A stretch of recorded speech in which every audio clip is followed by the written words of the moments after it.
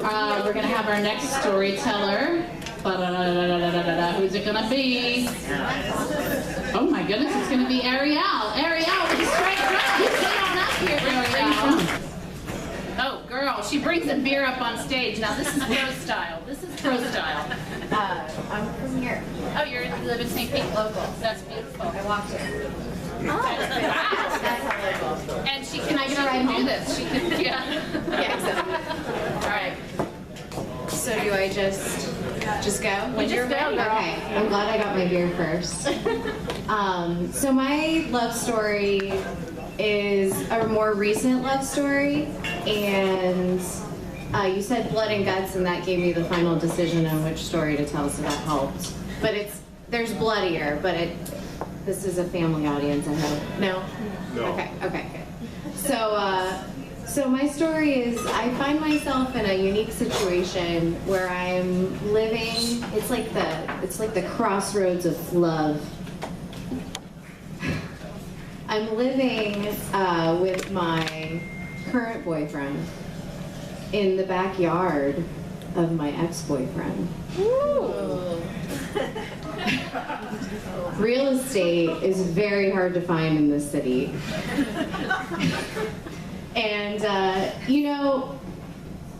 he's not like, it's not like somebody I dated lightly. Like, this was, you have your great loves. I think everybody has a few great loves. Some people think you have one. I think you have a bunch. Or not a bunch, hopefully. Jesus.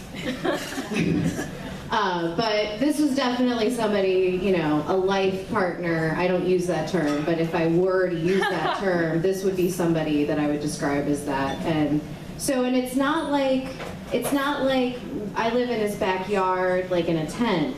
It's like we live in a garage apartment, but we have an address together now again. After what was a very messy, very, tumultuous separation, like we're literally 10, I counted it, we're 10 steps from each other's doors now. So when I started dating this guy, I was coming off of this crazy breakup and a string of just the worst human beings. Just like not even the bottom of the barrel, like it's like the mildew that's like rotting underneath the barrel, like, or the slug that's feeding off of the mildew that's rotting at the bottom of the barrel, like that level. When I rebounded, I was like, nah, I really want to make this one for the books. So there's prison time, there's Nazi tattoos. It got really dicey for a while. And so when I got asked on a date, I realized that after all this, and I'm like emotionally sound as a person can be after that, I realized I'd never been asked on a date before. Do you know what I mean? Like getting asked on a date, like it's not, I'm sorry, my phone, I'm the rudest. Like an actual date, like you go to dinner and they ask you to come to dinner at a time and a place, and like it's a date.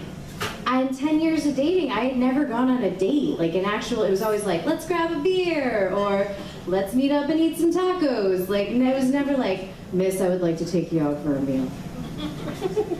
So it caught me completely off guard, and the date is going very well. He picked a good restaurant, there was witty texting, he's like, he looks like a convict, but he's not. He likes to say he looks like a poisonous snake that's not poisonous, and it's perfect. It was like exactly what I needed. So we're like into the date, and I'm like, yes, this is on, this is happening.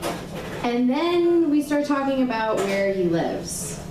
And I very quickly realized that I know this man, and I've met him before with my ex-boyfriend in his backyard, the place that I'm currently living now, 5 years earlier, on my first date with my ex-boyfriend. So, like an acid trip, hits me in the middle of charcuterie and wine on like a date, like a really good date. And I run to the bathroom and I like look in the mirror and I have to make the decision, like, am I gonna continue? He lives in my ex-boyfriend's backyard. This is the place where my stuff from my last breakup is still in the garage. Like, there's still boxes that haven't been unpacked from that breakup yet. And now there's new boxes next to the old boxes. But it was one of those things where I just decided, this is a good human being, we'll figure it out. And in the essence of love, we've been living in my ex-boyfriend's backyard for 4 months now. And honestly, we all get along better than ever before. It's the weirdest thing. We get lots of questions. It's not a compound. It's not a co-op. It's not, we're just broke, creative people trying to like get by. But anyways, that's my weird love story.